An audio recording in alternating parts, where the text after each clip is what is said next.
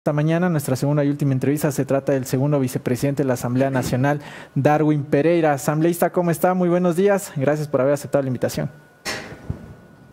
Gracias, buenos días. Un saludo a la culta audiencia. Siempre un honor estar acá. Un abrazo para todos mis hermanos ecuatorianos. Buenos días. Buenos días. Bien, a ver, asambleísta, lo que usted comentaba ayer, si es que el camino para solucionar todo es irnos, es disolver la asamblea, es un sacrificio que estamos dispuestos a hacer.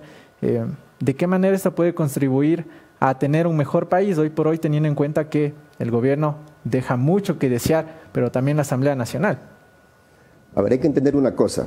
A estas alturas creo que ya todo el país se ha enterado que el peor gobierno de la historia no fue Lenín Moreno, sino es Guillermo Lasso. O sea, cualquiera en este momento es mejor que Guillermo Lasso, ¿no? Eso yo creo que hay que tenerlo absolutamente claro. O sea, no es posible. No le entiendo la lógica al presidente o a los asesores o no sé quién lo asesora, si a lo mejor lo asesora Condorito, pero en todo caso no es posible que mientras tenemos abierto un espacio de diálogo con la Asamblea, mientras estamos logrando acuerdos sobrehumanos, porque no es sencillo ponerse de acuerdo con el Ejecutivo. Usted sabe que hay una tendencia ideológica en la Asamblea y una tendencia ideológica en el gobierno, pero los dos nos eligió el pueblo. Y tenemos que ponernos de acuerdo. Yo creo que el mensaje ahí no hay donde perderse. Y no es posible que cuando ya estamos ahí a tirones, a jalones, empujones, logrando acuerdos, salga con el cuento de que nos va a mandar la muerte cruzada. Oiga, yo repito, yo vengo del campo, el cuento de la muerte cruzada es el cuento de la gallina culeca que tiene Guillermo Lasso. No sabe si es gallina o es gallo, no sabe si comer maíz o comer balanceado, no sabe si poner un huevo, poner dos huevos o no poner ninguno. Al final del día lo que yo he dicho, vea, señor presidente, si tanto quiere mandarnos a la casa, vámonos a la casa. Usted y nosotros vámonos a la casa. Yo no le tengo miedo a la muerte cruzada, pero ya deje esa cantaleta, pues. Póngase a trabajar de una vez por todas, porque si no a este ritmo, nos van a terminar matando a todos hasta los 4 años de gobierno del presidente, pues. Y en ese sentido, ¿cómo pueden seguir ustedes conversando con el Ejecutivo? Yo le preguntaba esto también al asambleísta Torres, diciendo, ¿esto puede entorpecer lo que están realizando en esta mesa técnica, donde ya llegaron a un primer acuerdo, al menos en el texto de la ley de inversiones? Para el resto que queda, código laboral y otros aspectos más que tiene el Ejecutivo, ¿esto podría parar esta mesa técnica o dejar de lado la conversación con el Ejecutivo? De nuestra parte no. De parte del Legislativo le hemos tenido una paciencia de hipopótamo al presidente y se la vamos a seguir teniendo, porque no hay otra. O sea, lo eligió el pueblo ecuatoriano, ¿qué más nos queda? Pero yo sí le pido al presidente que por favor lo despida con Dorito y contrate asesores de verdad para poder seguir trabajando, porque a este ritmo no podemos trabajar. Ni trabaja ni deja trabajar, ¿sí? Tiene al país hecho pedazos.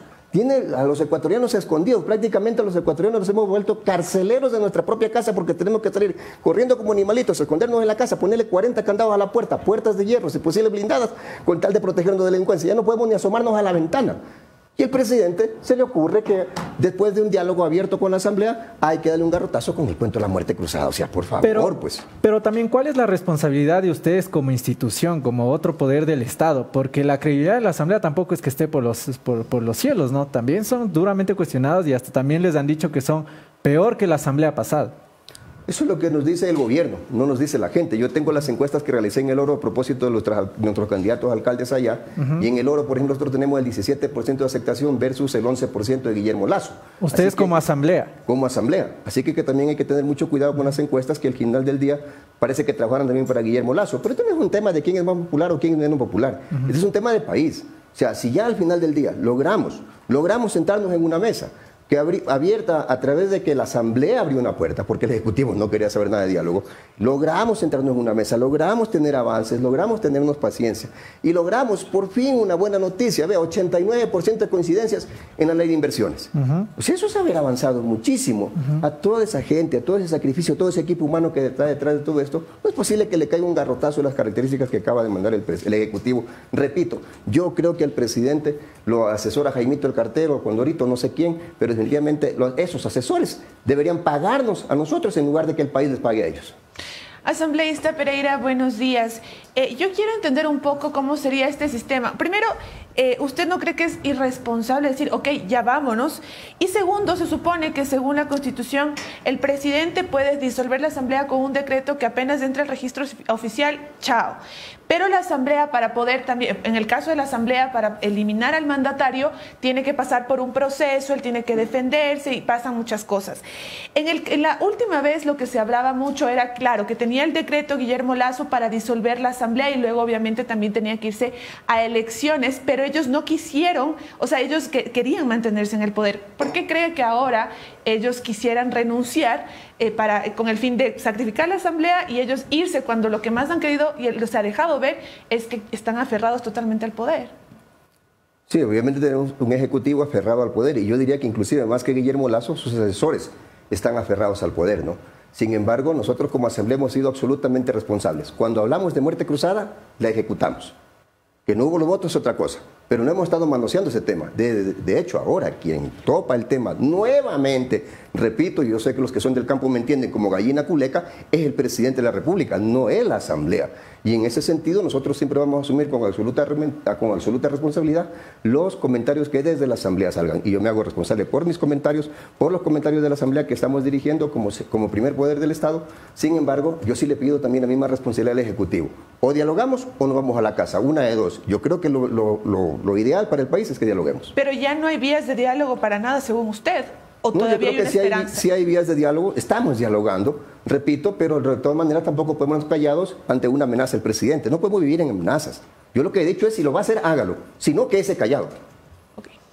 Luis Eduardo Vivanco. Solución para el país, para la gente, que se vayan todos con el gravísimo riesgo de que venga algo peor. O sea, muchísima gente dice, vivimos en una sociedad descontrolada, en una sociedad en que un presidente parece que tiene agenda de errores durante el día, y voy a hacer este papelón, este papelón, este papelón, ustedes lo propio, pero lo peor es de que nunca en política, yo he aprendido que nunca en política se toca a fondo, así que nos puede llegar una peor asamblea que ustedes y un peor presidente que el que tenemos. Por supuesto. Yo por eso digo, yo pensé que Lenín Moreno era el peor presidente que habíamos tenido. Y Vendée quedó como bebé de pecho frente a Guillermo Lasso. En consecuencia... Y el próximo van a decir lo mismo. ¿Quién sabe si el próximo sea peor? Por eso es que le habíamos apostado al diálogo. Por eso es que logramos formar una comisión. Ojo, que nace de una propuesta de la Asamblea, porque el Ejecutivo él andaba bien en su viva la fiesta, que se desangren, que se maten, que se mueran en los hospitales, no le importa un comino el país. La Asamblea tuvo que tocar las puertas y le vea, vamos a un diálogo, casi le rogamos, más de un mes, ustedes recordarán, más de un mes tocando las puertas para un diálogo. Y hay un producto de eso, que es la ley de inversiones, ¿no? que dejaba ver, o sea, una luz al final del túnel de todo este desgobierno. ¿Cuáles son los 14 puntos de disenso que tiene la Asamblea con el Ejecutivo en relación a la ley de inversiones? Que le escuchaba ayer al presidente Saquicela de C. Hay algunos temas como el tema del seguro social que todavía no se lo protege o no se lo blinda para que no pase a ser privatizado. O bueno, dicen, no digan que no vamos a privatizar porque no vamos a privatizar. Sí, pero lo van a concesionar, que es prácticamente lo mismo, ¿no? Y es el primer punto de conflicto. El tema de agua, ¿no? No se saca, se deja una ambigüedad ahí para que mañana privaticen el agua, la concesionen o qué sé yo, y eso nosotros no estamos de acuerdo, al menos como Movimiento Pachacuti. Cada movimiento, cada organización política ha hecho sus observaciones, al menos de parte nuestra, esas son quizás los puntos. Son temas graves, son temas extremadamente. No son detallitos que se pueden solucionar así nomás, ¿no? Seguridad social, agua. Sí, entonces nosotros en ese aspecto hemos tenido una posición clara frente al país, no de ahora. Pero siempre, ¿no? ¿Usted cree que va a haber en la ley de inversiones luz al final del túnel, humo blanco? ¿Se va a votar a favor de una ley de inversiones en este país? A ver, ¿yo qué hiciera en lugar del presidente? En lo que ya hay de acuerdo, en ese 88% que ya estamos de acuerdo, 89 casi por ciento. Mando la ley. Lo mando la ley. Quito lo otro porque al final del día, ¿en qué hay disensos? O en qué hay ya disensos quizás un poco más suaves, zonas francas. El presidente tiene una posición de que las zonas francas sean en Quito, en Guayaquil, en cualquier parte del país. Nosotros hemos dicho que las zonas francas deben servir para desarrollar las fronteras. ¿Sí? Yo creo que ahí podríamos un poco ajustar el tema, pero... Y prolongar el debate, pero tener alguna victoria política. Tener algunas consenso, cosas, ¿no? Si mañana me dice, ¿sabe qué? Al menos nosotros en ese aspecto como Pachacuti lo hemos debatido muy en serio. O sea, las carreteras. No nos vamos a oponer a que se concesionen las carreteras. Obviamente en otras condiciones, porque no estamos de acuerdo como se las ha concesionado ahora. Tenemos concesiones que primero paguen y después hacen la obra. Eso no tiene sentido porque eso no hay ninguna inversión ahí. Pues lo ideal sería que primero hagan la obra y después cobren la concesión, cobren el peaje. Cosa que no sucede ahora. Y lo digo por experiencia propia en mi provincia y lo que he visto en otras provincias. Vicepresidente, una última pregunta de mi parte. Sacaron esta resolución meramente declarativa sobre el incumplimiento de las funciones del presidente de la República. El Tribunal Contencioso Electoral ha pasado ya a votación del Pleno para que el proceso de revocatoria del presidente de la República, que sí se ajusta al incumplimiento del plan de gobierno, lastimosamente presentado por un payaso, en el caso de la Asamblea no es motivo de destitución. Ustedes perdieron la única herramienta que tenían con, como diría el presidente, a las locas, presentar la muerte cruzada en el contexto del paro anterior, y ahora las causales para que ustedes destituyan al presidente de la República vía juicio político son muy jodidas, ¿no? O sea, son, creo que genocidio, que se le descubra que es sobrino de Hitler, y ¿le quedan herramientas a la Asamblea viables para destituir al presidente de la República? O a la conmoción nacional también, ¿no? Es que hay que ser muy objetivos en el debate. La Asamblea no ha tocado ese tema. O sea, quien lo pone sobre la palestra del presidente. Nosotros ni nos hemos acordado ni de juicio político ni de muerte Pero cruzada. no quieren destituir al presidente. Nosotros no andamos en esa onda. Nosotros cumplimos con un deber que nos obliga por constitución, por ley, que tenemos que revisar el cumplimiento del plan de trabajo, del plan de desarrollo nacional. Y eso es lo que hemos hecho. Hemos hecho un pronunciamiento al respecto. Nada más. Nadie está diciendo que quiere votar al presidente en esas cosas. Es del presidente que nacen esas tonterías. Yo no sé. El tipo parece que, repito, está asesorado por no sé por quién. Pues, o sea, hay un concurso ahí. Los asesores lo odian. Sí. Yo no sé qué será, pues, o sea, definitivamente no deberemos pagarle a esos asesores. Ayer hubo una entrevista del secretario de Comunicación en Plan B y decía que básicamente ya está todo solucionado porque tiene un video, porque ha hecho un video y ya con ese video y que nadie lo quiere, todos lo odian, y que nadie mira el paisaje, todo el mundo mira el camino. Que ha hecho una cancioncita también para evitar la polarización en el país. Sí.